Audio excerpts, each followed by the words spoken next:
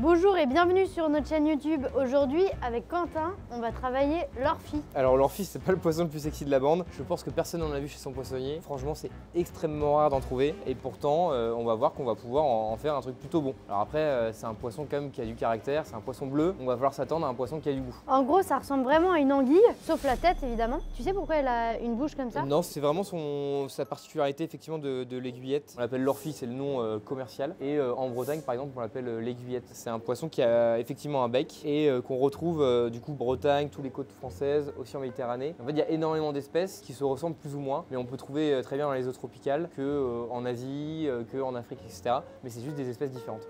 C'est vraiment un mélange entre l'anguille et le maquereau, je trouve. Ouais, c'est un poisson bleu, proche du maquereau, en termes de chair, de Sans goût, écailles, on va le voir. Et par contre, en forme, on a un poisson hyper filiforme. En mer, on trouve le poisson de barracuda, qui a un peu la même forme. Alors qu'est-ce que tu nous proposes avec ce poisson? D'ailleurs, il a quel âge?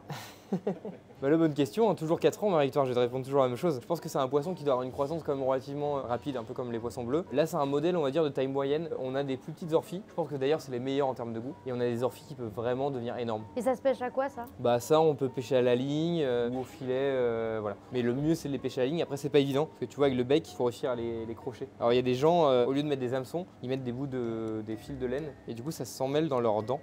Et du coup, on peut les pêcher comme ça. Et la tête, les Japonais, est-ce qu'ils peuvent l'utiliser comme ils utilisent les têtes de poisson? Ouais, après, on peut faire une soupe, hein. Soupe de poisson bleu, ça marche super bien. Donc ça veut dire que si je la coupe à la japonaise, oh non, pardon, si je la coupe comme j'ai appris par les Japonais, ouais, tu peux, complètement, tu peux faire ça. Les arêtes, elles sont particulières, je sais pas si tu le vois. Ah ouais, trop stylé. Elles sont bleues turquoise, on va le voir aussi quand on va fileter. Oh, on dirait un petit lapin.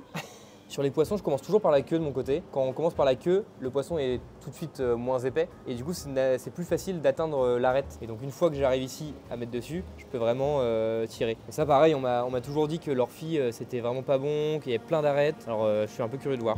Et ça coûte cher?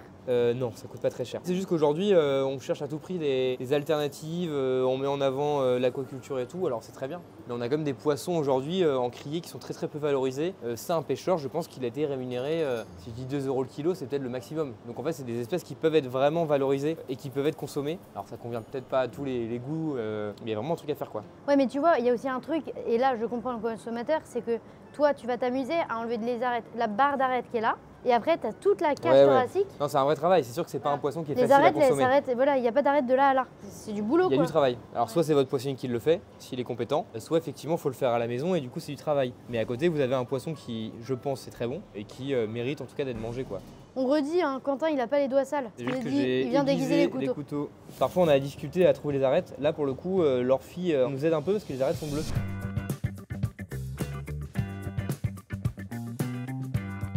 Moi, je vous conseille d'enlever la peau avant de les arrêter. Souvent, les arêtes, en fait, elles sont accrochées à la peau. Mais une fois qu'on a enlevé la peau, du coup, c'est plus facile d'enlever les arêtes. Ça, tu pourrais même le paner un peu. Ouais, peut-être qu'on peut faire un petit bout limite à la vapeur.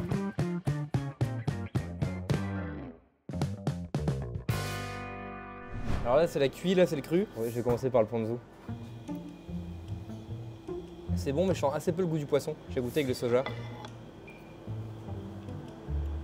En vrai, moi je trouve ça très bon. Toi, il n'y a pas un poisson que t'as pas aimé, hein? Cru, c'est un goût vraiment de poisson bleu. C'est maquereau qui tire un peu vers la sardine, mais c'est pas aussi fort que la sardine. Je m'attendais que ce soit beaucoup plus fort, à vrai dire. Là, je vais goûter cuit. En vrai, c'est bon. Je te jure, c'est bon.